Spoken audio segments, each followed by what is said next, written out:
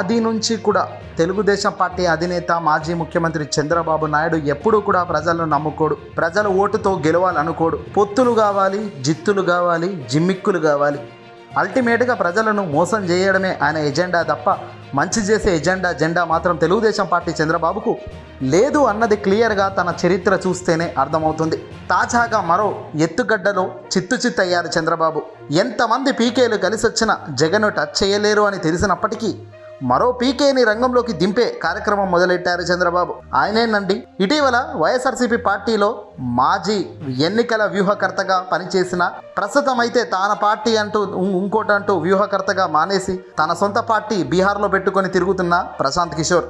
ఇటీవల హైదరాబాద్కు మీటింగ్ కార్యక్రమంలో భాగంగా వచ్చిన ప్రశాంత్ కిషోర్ను తన జాకీలు పెట్టి లేపాల్సిన ప్రయత్నం చేయాలని చంద్రబాబు కోరినట్టుగా, చంద్రబాబు సంభాషణలతో, చంద్రబాబు ఆజ్ఞతో, చంద్రబాబు ఆదేశాలతోనే ప్రశాంత్ కిషోర్ ఆ ఇంటర్వ్యూలో జగన్మోహన్ రెడ్డి గారి ప్రభుత్వం మళ్ళీ అధికారంలోకి రాదు అనే మాటలు అయితే మాట్లాడడం జరిగింది. దీనిపై ఇప్పుడు అందరూ బగ్గుమంటున్నారు. తెర వెనుక చంద్రబాబు చేయించిన ఈ బూటకాలు ఇప్పుడు బట్ట బయలవుతున్నాయి. స్పష్టంగా ప్రజలకు వెలుగులోకి వస్తున్నాయి. నువ్వు ఎవడువురా అంత మంది మీద ఆధారపడి బతకడమే తప్ప నీ కాళ్ళపై నువ్వు ఎన్నడైనా ఆధారపడి ప్రజల కోసం ఏదైనా ఒక మంచి పథకమైన తెచ్చావా?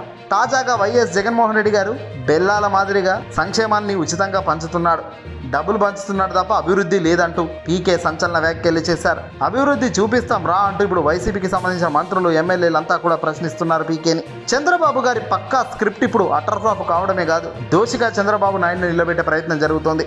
చంద్రబాబు నాయుడును జాకీలు లేపే ప్రయత్నంలో ఒకవైపున ఒక పవన్ కళ్యాణ్ ఉండగా మరో ప్రశాంత్ కిషోర్ లాంటి వ్యక్తిని రంగంలోకి దించి తనతో కూడా మైలేజ్ తెప్పించుకునే ప్రయత్నం చేశారు. ఇందులో భాగంగా ఎంత వద్దు అని చెప్పినా బలవంతం చేసి మరి ప్రశాంత్ కిషోర్ని ఒప్పించి కూటమిలోకి లాగే ప్రయత్నం అయితే చంద్రబాబు చేస్తున్నట్టు క్లియర్గా తెలుస్తుంది. అయితే ఇక్కడ ప్రశాంత్ కిషోర్కి అయితే ఏమీ తెలియదని, కేవలం చంద్రబాబు గారి ఆదేశాలతో మాత్రమే తాను ఈ వ్యాఖ్యలు చేశారని కూడా ఐపాక్కి సంబంధించిన కొందరు వ్యక్తులు బయటకు ఆరోపిస్తున్నారు.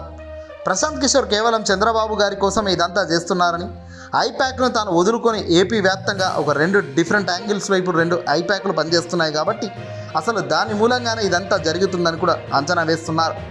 కేవలం చంద్రబాబు చెప్పమంటేనే చెప్పాను తప్ప మరొకటి లేదని బహుశా రాబోయే కొద్ది రోజుల్లో రేపో ఎల్లుండో ఈరోజు ఈవినింగ్ వరకన్నా ప్రశాంత్ కిషోర్ ప్రశ్నించేదానికి ఆస్కారం ఉంది. కేవలం జగన్మోహన్ రెడ్డి గారి మీద ఎలాంటి దుష్ప్రచారం చేయాలి అని ఖచ్చితంగా ఆదేశాలు చంద్రబాబు గారి నుంచి వచ్చి ఉన్నాయి కాబట్టి ఆ ప్యాకేజీ ఒప్పుకున్నాడు కాబట్టి ఈ వ్యాఖ్యలు చేస్తున్నాడు తప్ప మరొకటి కాదంటున్నారు. ఒక వ్యక్తి మంచి చేస్తుంటే ఇంతమంది ఏకమవుతున్నారా? ఒక వ్యక్తి పేద ప్రజల కోసం అండగా నిలబడుతుంటే ఇంతమంది ఆయన్ను వ్యతిరేకిస్తారా? ప్రతిదానికి కోర్టుకు వెళ్ళి అడ్డుకుంటారా? ఇవే చెబుతున్నాయి కదా ఆయన మనస్తత్వం ఎంత గొప్పగా విజయం సాధించిందో, ఆయన పథకాలు ప్రజల గుండెలకు ఎంత దగ్గరగా వెళ్ళాయో, ఆయన ఆచరణ ఎంత డిసిప్లిన్గా ప్రజానికం ఆమోదించిందో ఇదిగో ఇవే చెబుతున్నాయి. తెలుగుదేశం పార్టీ అయినా, జనసేన పార్టీ అయినా, కూటమిలు ఎంతమంది ఏ పార్టీలో కలిసి వచ్చినా ఎవరు కూడా ఇప్పట్లో జగన్ అయితే టచ్ చేసే దాఖలాలా కాదు కదా, అక్కడి దాకా కూడా పోలేరు. ఈ వీడియోని అసలు లైక్ కొట్టి షేర్ చేయండి.